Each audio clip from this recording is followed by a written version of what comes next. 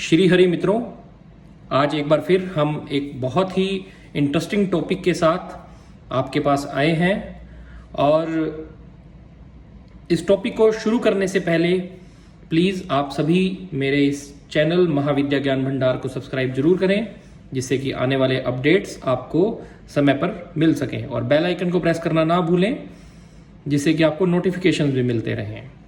तो दोस्तों, आज हम आपको बताएंगे अकाल मृत्यु के बारे में। अकाल मृत्यु एक आजकल बहुत ही कॉमन सा हो गया है। अकाल मृत्यु कलयुग का प्रभाव है, इसीलिए यह अकाल मृत्यु भी हमें देखने को बहुत आजकल मिल रही है।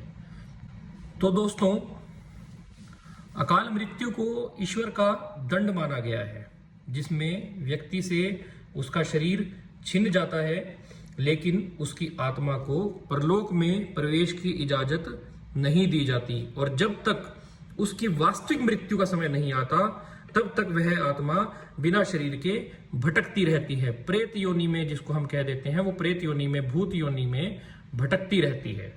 तो दोस्तों, सभी पुराणों उपनिषदों में यह बताया गया है कि जो धरती पर आया है उसे अपना शरीर छोड़कर एक न एक दिन तो जाना ही है, क्योंकि यह धरती मृत्यु लोक है और यहाँ मृत्यु का साम्राज्य है। जैसे कि शिव पुराण में कामदेव की कथा का जिक्र आता है, जिसमें शिव जी द्वारा भस्म किए जाने के बाद अशरीरी होकर कामदेव बहुत समय तक भटकते रहे। ऐसा भी कहा जाता है और मान्यताएं हैं कि अकाल मृत्यु वाली आत्माएं कामना अधूरी रहने पर जीवित लोगों को कष्ट देती हैं तथा कामना पूरी करने का प्रयास करती हैं। जो उनकी अधूरी भौतिक कामनाएं रह जाती हैं, वह उनको पूरा करने के लिए अपने प्रयास और जत्न करती हैं। तो अकाल मृत्यु को प्राप्त पितृ इसलिए असंतुष्ट होते हैं, मुख्य रूप से जो भी अकाल मृत्यु को, जिन भी व्यक्ति की अकाल मृत्यु हो जाती है, समय से पहले मृत्यु हो जाती है, तो उनकी आत्मा हमारी धरती पे ही, मृत्यु लोक पे ही भटकती रहती है। और वह हम अपने परिवार को, सबको देखते हैं कि ये तो बड़े आराम से जिंदगी बसर कर रहे हैं, परंतु ये मेरे नियमित, मेरी मुक्ति के लिए कोई भी कर्म नहीं कर रहे हैं। तो उस स्थिति में यह आत्माएं अपने परिवार के लोगों को परेशान करना शुरू कर देती हैं। तो इसीलिए ब्राह्मण लोग बताते हैं कि यह परिवार को पितृदोष लग गया है। पितृदोष का मतलब यही है कि आप अपने पूर्वजों के नियमित कोई भी कर्म नहीं कर रहे हैं, जिनसे कि उनको बल की प्राप्ति हो, जिससे कि उनके मुक्ति के मार्ग प्रशस्त हों, खुलें। तो दोस्तों, मैं आप सभी से प्रार्थना करूंगा कि जिन जिन के बड़ों का स्वर्गवास हो चुका है, दादा हैं, दादी हैं, जो भी हैं, अगर आपके परिवार में, आपके सगे संबंधियों में कोई ऐसे व्यक्ति हैं जिनके करने वाले नहीं हैं, तो सबके लिए एक जल तो सब दे सकते हैं, जल का तर्पण तो सब कर सकते हैं। आप उनको जल भी देंगे तो मैं ये बात जरूर कहूंगा कि आप उनके नियमित होकर सूर्य देव को अर्घ दे दीजिए, और फिर देखिए चमत्कार, दूसरों के पितृ भी आपको सपोर्ट करेंगे, आपको शक्ति देंगे।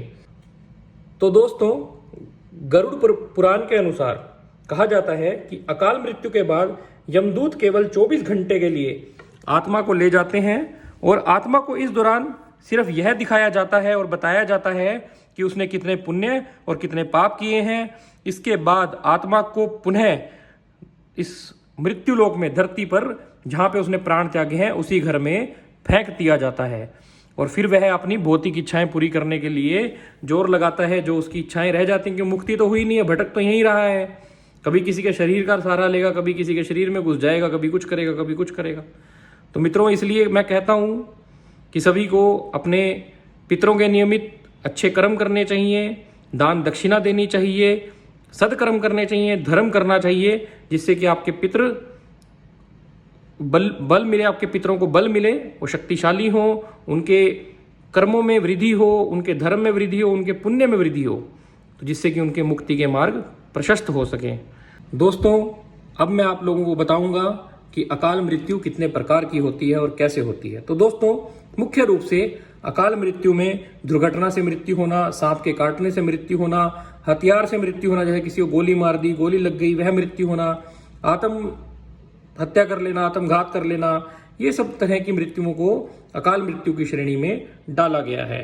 तो दोस्तों, हम आपको आज वह रहस्य भी बताने जा रहे हैं कि अगर किसी किसी व्यक्ति की अकाल मृत्यु हो जाती है तो क्या करना चाहिए जिससे वह व्यक्ति प्रेत योनि, भूत योनि, पिशाच योनि या जितनी भी इस तरह की पीड़ादायक योनियां हैं उनमें वो पीड़ा ना सह के आराम से अपने जो एक्चुअल जो वास्तविक उसका मृत्यु का समय है तब तक का वो अपना समय काट सके।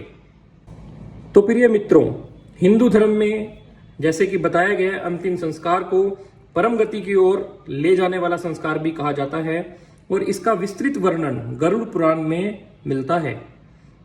इस ग्रंथ में कहा गया है कि शरीर की मृत्यु के पश्चात आत्मा की मुक्ति के लिए धार्मिक संस्कार करवाने चाहिए, अन्यथा आत्मा प्रेत योनि में भटकती रहती है, उसकी मुक्ति नहीं होती है, उसकी सदगति नहीं होती है।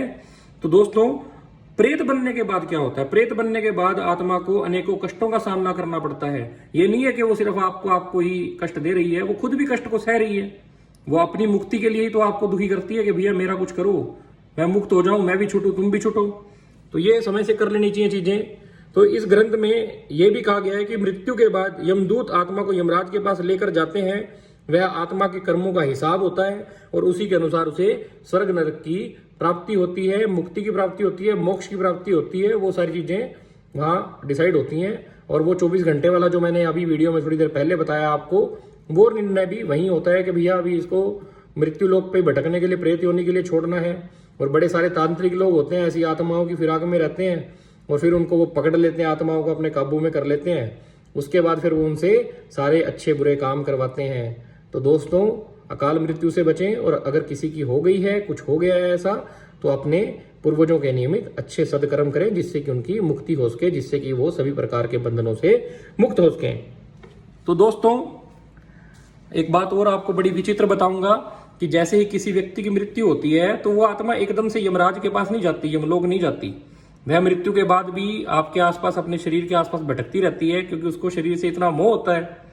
तो यहां तक कि वह अपना अंतिम संस्कार भी देखती है। तो विभिन्न जब सारे धार्मिक कार्य पूर्ण हो जाते हैं तब उसके बाद आत्मा यमलोक, यमराज के पास जाती है, जब उसका इस नश्वर शरीर से मोह भंग हो जाता है कि भाई ये तो पंच तत्वों से आया था और पंच तत्वों में ही दोबारा मिल गया है। तो दोस्तों, एक बात और गरुड़ पुराण के अनुसार ही है और विभिन्न अलग पुराणों में, ग्रंथों में बताया भी गया है कि जिस मृत शरीर का अंतिम संस्कार नहीं होता उसकी आत्मा को मुक्ति नहीं मिलती है। शरीर अग्नि को समर्पित करने के बाद वह पुनः पंच तत्वों में समा जाता है। जिन पदार्थों से उसका निर्माण हुआ है वे पुनः उसी में मिल जाता है। उसके उपरांत ही आत्मा अपना यहाँ से अपना सारा मोह छोड़ के, शरीर का मोह छोड़ के जाती है। तो दोस्तों, हमने आजकल अंतिम संस्कार में यह भी देखा है कि छिद्र युक्त मटके में जल लेकर शव की परिक्रमा की जाती है। वह क्यों की जाती है? इसके पीछे भी एक गूढ़ रहस्य है। इसका मतलब है कि जीवन हर पल, हर समय समाप्त हो रहा है, जैसे इस मटके से पानी निकल रहा है, और एक दिन वह संपूर्ण नष्ट हो जाता है। इसलिए मनुष्य को कभी भी अहंकार नहीं करना चाहिए। सदैव ईश्वर का ध्यान रखकर संसार में अच्छे कर्मों का पालन करना चाहिए, अच्छे कर्म करने चाहिए।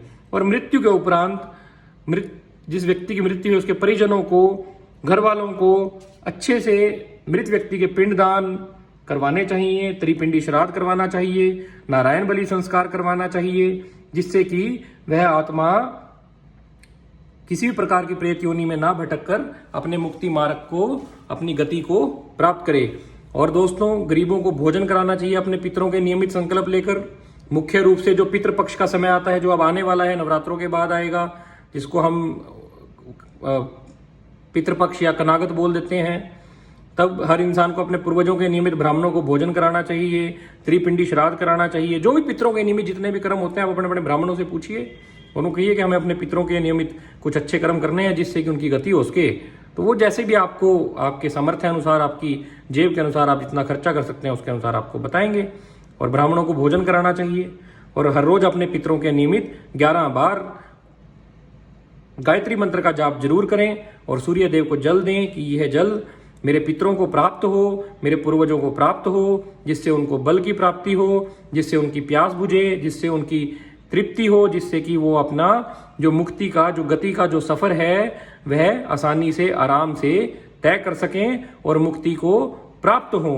तो मित्रों, यह सभी बहुत अच्छे हैं और करने चाहिए। पितरों से बड़ा तो कोई भी नहीं है। मैं कहता हूं दूसरे देवी देवताओं को बाद में पूजें, पहले अपने घर के देवी देवता जो हमारे पूर्वज हैं उनकी पूजा हो, उनका सभी प्रकार से उनका सेवा हो, उनके लिए जो भी नियमित जो भी विधि विधान से पूजा अर्चन होते हैं वो किए जाने चाहिए। तो मित्रों, आज का वीडियो का मैं अब यहीं पे समापन करता हूँ। जय माता दी।